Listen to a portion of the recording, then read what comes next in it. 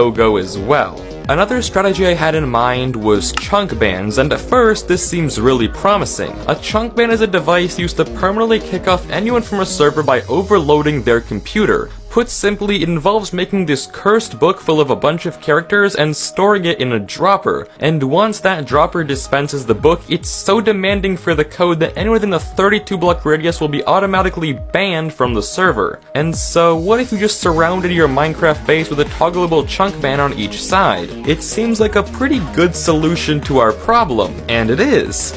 But it isn't foolproof. If you shoot an ender pearl over the chunk ban, you just get to the other unbanned side. And if you're wondering why that exists, well, how is the owner gonna use the base if the whole thing is banned? Well, what if you made a giant wall of blocks that blocks the ender pearls? The intruder can just shoot it over the wall at build height. We can stack boats above the height limit and block the pearl, but the intruder can just fly higher than that. It seems like no matter what you do, there will always be a counter. I mean, some players even went as far to develop a wither cannon. A cannon that shoots withers at a wall and uses its block-breaking mechanic to break through. And since this affects obsidian, it's a renewable way to chip at even the most protected walls. And once those walls are gone, an ender pearl will be a perfect way in. With the infinite possibilities that Minecraft provides, there will always be a way to get into any base. But what about Bedrock? Bedrock houses are what you make in creative to troll your friends and challenge them to get in. So why can't we just do the same thing but in survival?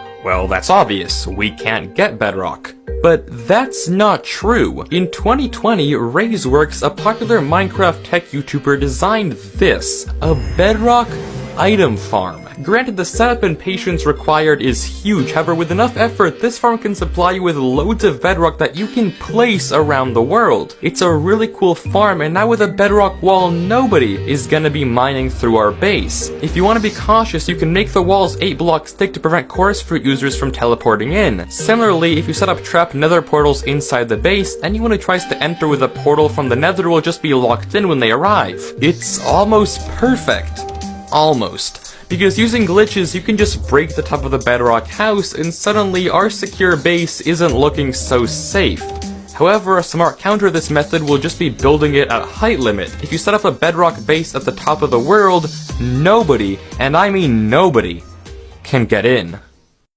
So yeah, maybe making a bedrock box and using a bedrock farm is the best, most secure house in Minecraft. But that answer isn't satisfying. A bedrock farm for a huge bedrock base on an old version of the game? That would take hundreds of hours. There has to be another way. And I was almost ready to give up on this idea, and for 5 months I did. I didn't think it was possible and scrapped the video. But then I saw this. A video uploaded a couple of weeks ago by Mumbo Jumbo making his tiny safe house. And yeah, while his house isn't insanely defended, it does the job and makes a good video. But there is one piece of information in the video that's absolutely priceless and allows